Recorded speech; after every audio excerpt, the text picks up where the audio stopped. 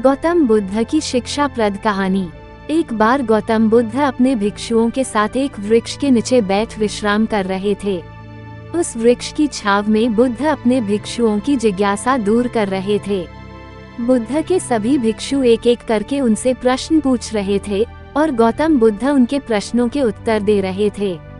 बुद्ध के उन भिक्षुओं में कुछ भिक्षु ऐसे भी थे जो कुछ समय पहले ही संघ से जुड़े हुए थे, जिसके कारण अभी उनके भीतर वह समझ पैदा नहीं हुई थी जो गौतम बुद्ध के प्रवचनों को समझ सकें।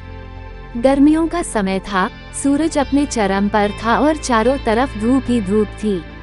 लेकिन उस वृक्ष के कारण बुद्ध और उनके सभी भिक्षु आराम से छाव में बैठे हुए थे। इतने में ही गौतम बुद्ध के एक भिक्षु की नज़र एक बूढ़े व्यक्ति पर पड़ती है जो उस वृक्ष के पास से ही गुजर रहा था। वह भिक्षु उस बूढ़े व्यक्ति को देखकर अचानक से ही हंसने लगता है। उस बूढ़े व्यक्ति की उम्र बहुत ज्यादा हो गई थी, जिसके कारण उसकी कमर मुड़ गई थी। उस बूढ़े व्यक्ति के हाथ में एक डंडा था, जिसका सहारा लेकर वो बूढ़ा व्यक्ति अपनी मंजिल तक पहुंचने का प्रयास कर रहा था। उस बूढ़े व्यक्ति का शरीर केवल हड्डियों का ढांचा मात्र था। अपने भिक्षु को हंसते हुए देख बुद्ध उससे कहते हैं कि मेरे प्रिय भिक्षुओं, कृपा कर हंसो मत, क्योंकि जिस व्यक्ति को देखकर तुम अभी हंस रहे हो वो कोई साधारण व्यक्ति नहीं है, बल्कि वह व्यक्ति इसी क्षण तुम्हारे जीवन को रूपांतरित करने की क्षमता रखता है। जो आज तक में तुम्हें सिखा नहीं पाया वो यह बूढ़ा व्यक्ति तुम्हें सिखा रहा है। इसके द्वारा दी गई सीख को बेकार ना करो। बुद्ध की ये बात सुनकर वह भिक्षु बुद्ध से कहता है कि मुझे क्षमा करे बुद्ध, पर मुझे ये समझ नहीं आ रहा है कि जो एक बूढ़ा व्यक्ति जो खुद अपने शरीर और अपनी बीमारियों से लाचार है वो मुझे क्या सिखा सकता है। फिर बुद्ध उस भिक्षु से कहते हैं कि ये बूढ़ा व्यक्ति तुम्हें तुम्हारा भविष्य दिखा रहा है। जिस बुढ़ापे को और लाचारी को देखकर तुम अभी हंस रहे हो वो बुढ़ापा और लाचारी तुम्हारे जीवन में भी आने वाली है।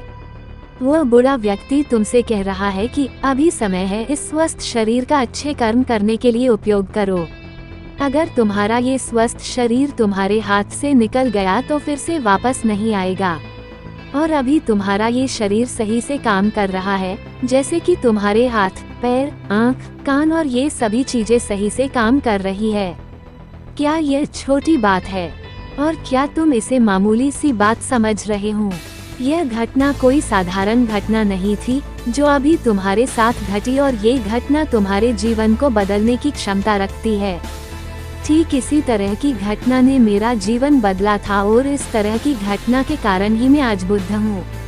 फिर वो भिक्षु बुद्ध से कहता है कि क्षमा करे बुद्ध, परंतु मेरे मन में यह विचार ही नहीं आया कि मैं उस बूढ़े व्यक्ति से कुछ सीख सकता हूँ। उसे देखकर केवल मुझे हंसी आ गई।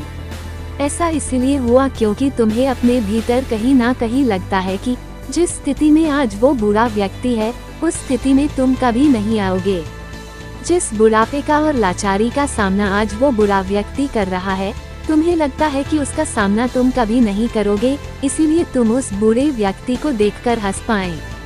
तुमने सच्चाई को नजरअंदाज कर दिया। अगर तुम सच्चाई को देख लेते तो चाहकर भी अपने आँखों के आंसुओं को नहीं रोक पाते, परंतु तुमने सत्य को अनदेखा कर दिया और तुम बहुत बड़ी संभावना से चूक गए। बुद्ध की ये बात सुन वो भिक्षु बुद्ध से क्षमा मांगता है और ये निश्चय करता है कि वह अपने स्वास्थ्य का उपयोग अपने अहंकार को बढ़ाने में नहीं बल्कि परम सत्य को पाने में करेगा। दोस्तों, जो लोग इस कहानी को पढ़ रहे हैं, हो सकता है कि आप बड़ी बड़ी समस्याओं में हो या हो सकता है कि आप परेशानियों में हो, लेकिन फिर भी एक बात को हमेशा ध्यान में रखना है कि जब तक आपका स्वास्थ्य ठीक है तब तक आप किसी भी बड़ी से बड़ी समस्या से बाहर आ सकते हैं। दोस्तों, इसलिए बुद्ध ने कहा है कि हमारा स्वास्थ्य हमारा सबसे बड़ा उपहार है जो हमें इस सृष्टि से मिला हुआ है, इसीलिए इसका उपयोग सही से करें। दोस्तों, आपको यह गौतम बुद्ध की शिक्षाप्रद कहानी कैसी लगी, कृपया हमें नीचे कमेंट बॉक्स में कमेंट करके जरूर बताएं।